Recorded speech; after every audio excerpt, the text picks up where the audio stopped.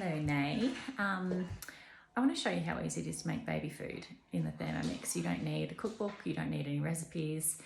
It's just very, very simple. And I think once you realise how easy it is, it might take away a little bit of the stress in making food for Isaiah. So I just want to show you what I've done over here. I have peeled and cut up and cored about 7 or 8 apples. Truth be told, you probably don't have to peel them. You could probably leave the skin on. Just take the core out and chop them into sort of bigger chunks and pop it in your simmering basket. So that's your first step. Yours doesn't have a lid, but simmering basket's the same. The next thing I've done is I've peeled and chopped up some sweet potato. These are 2 big ones, so about that size. Truth be told, you don't need to peel them. You can literally just give the skins a wash and cut them up. So prepping your veggies and your fruit, it'd actually be very quick. The Thermomix will deal with the skin, like it'll blend it up very, very smooth, so you don't have to worry about it. But I've got that there. And then on top of that, I've literally just pulled some peas and corn out of the freezer. So I've got that sitting on top. Now it's important with your varoma, just to get a little gap sort of in the middle amongst it so that the steam can actually circulate well. So I don't know if you can see, I've got like a little hole in that. So if you just make sure that you've got a little hole in the center so that the steam can circulate, then it'll come up through onto the tray as well. So that just goes on the layer like that. And in the actual bowl itself, I've got about 1 litre of water, or just less than 1 litre of water. Truth be told, you only need about 500 grams of water. That'll be plenty. That your simmering basket sits in. And then lid goes off. And then your varoma sits on top like that. That's all you need to do. Now, I would give it about half an hour. If you're just doing apples or something else in the simmering basket without the varoma, you don't need that long. You probably only do it for 20 minutes at the most. But because I've got so much going on there, I'm going to give it half an hour and just check it, make sure it's all soft after that. So just set it for 30 minutes, go all the way around to your highest temperature, which is actually called varoma. That's specific for your steaming. And then just pop it on to speed 1. Okay, so that's just going to steam away. Once that's finished, we're going to do a process of blending individual and combined flavours in that, and I'll show you how easy that is as well. Okay, so turns out it takes a lot longer than half an hour when you've got all of that multi-layer going on, but what I ended up doing was taking out the peas and corn a little bit earlier because they got done after the first half hour, and the apples are well and truly soft, so they probably only need about that half an hour too. You could take them both out, but I've just left the sweet potato on for a bit longer to steam, so you're probably looking about 50 minutes in total for that, but yeah, literally just put it on and then walk away. After sort of 50 minutes, you can check how they're going, but to be honest, it doesn't matter if anything is overcooked as long as it's nice and soft. Having said that, the Thermomix will deal with it anyway. So I reckon we're done with the sweet potato now, so it's just going to cool down. I don't need to tell you how to suck eggs, but I've got all these little containers from Kmart that I've just washed, and they're just a good size to have for a day. Like, you'll have enough sort of mash in that for a day's worth of something. You know, mixing with your Farax or whatever you want, some banana or some yogurt or something as well. So my sweet potato's done. Let's move that back a little bit. You can actually just use the lid. Oops, I just turned off my Thermomix at the same time. Oopsie. Let's turn that back on. Okay, give me a tick. Okay, I think we're good to go. So I've also just tipped out some of the water from the jug that was cooking into this in case the actual puree is a bit too thick and I wanted to loosen it. This water would be perfect because it's obviously sterilised from being boiled, but it's also got the juice from the veggies and stuff in it too. So I'm just going to set that aside if I need it. Now the first thing we're going to puree up is actually the apples. So I'll pop all of them in. They are soft enough, honestly, just to mush up with the back of the spoon and feed baby if you want a little bit of texture. But in the meantime, we'll just take it around to speed sort of 5.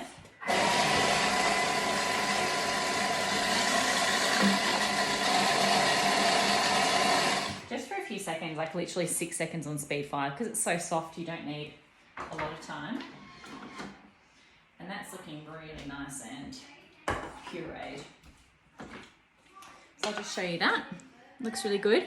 So what I'm going to do is I'm going to put some of it into these containers. Just made a bit of a mess there.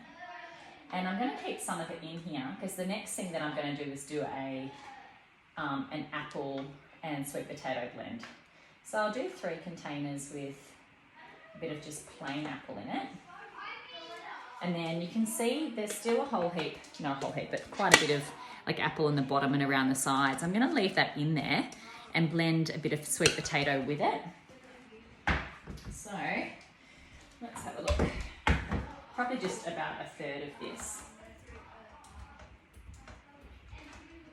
Just to mix it up a little bit for baby. And then lid goes back on and we'll just do the same thing, just around to speed 5 for a few seconds.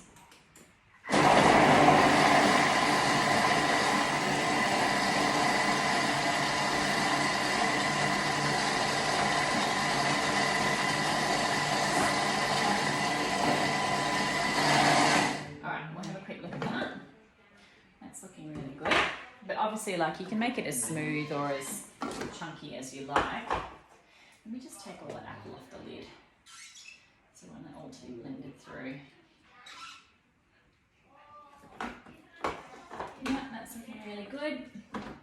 So that blend is mostly sweet potato just with a touch of apple, and because sweet potato is such a versatile veggie, it can go sweet or savoury. You could actually just even have that with some yogurt, sweet potato, apple and yogurt. I'm going to give it just another quick blend just because I'm conscious that Isaiah is a first time puree user.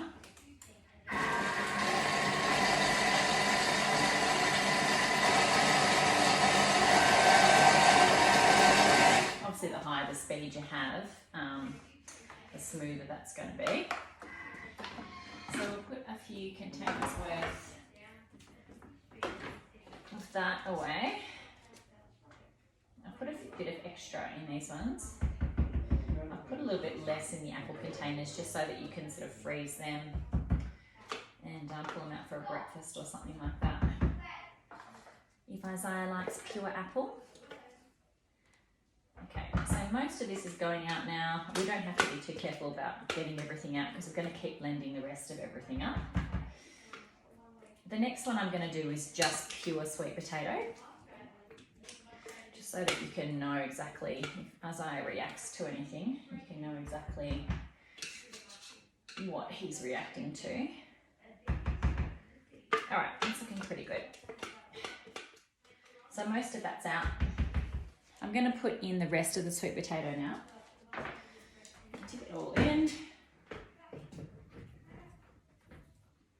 1, 2, 3.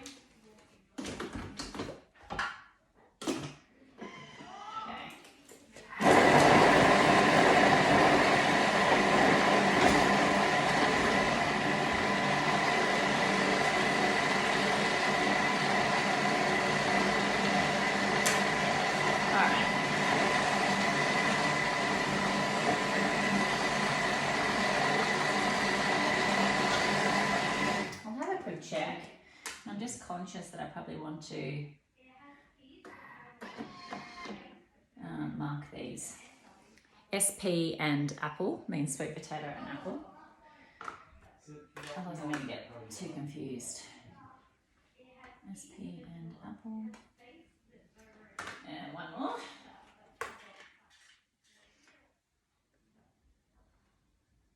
Okay, we're good to go.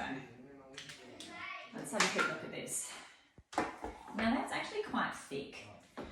I'm actually going to add a little bit of that water that it was cooked with just to loosen that up slightly. And I'm going to reblend that.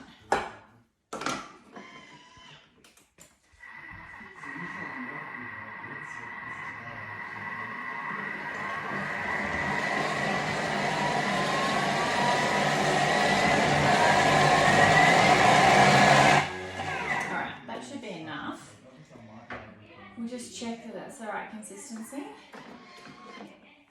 That's much better. I'm happier with that. All right, can you see that? It's looking a lot better. Now, obviously, if you get this back home and you decide it's not smooth enough, obviously pop it in the back in the Thermomix and just blitz it up again. So I'll put a few containers in here worth of just sweet potato. And then what I'm going to do is leave a bit of sweet potato in the bottom, and I'm going to put some peas and corn in with it, so you've got a bit of a mix as well. So we'll have sweet potato and apple, just sweet potato, and sweet potato, peas and corn. Let's hope, as I like sweet potato, hey, I mean, obviously you can make this with any kind of vegetable. You can put normal potato in, a pumpkin. Like I said, I don't need to tell you how to suck eggs. You've done all this before, but just wanted to show you how easy it was in the Thermomix. All right, the peas and corn are going in. I've got them in a little bowl from before. I'm going to add a tiny little bit of water to that. Okay, and let's blend that up.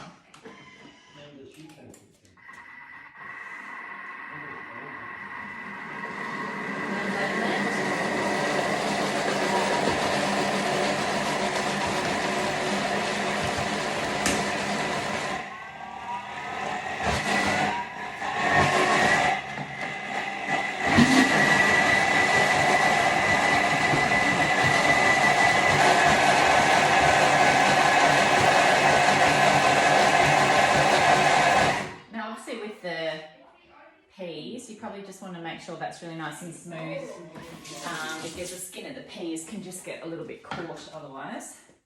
That's looking very pleasant. And it smells yummy too. I do like peas and corn. Let's have a look. So that's in there. That's the texture. There is a little bit of texture in that. So I'll just give it another quick blend and then we'll be good to go.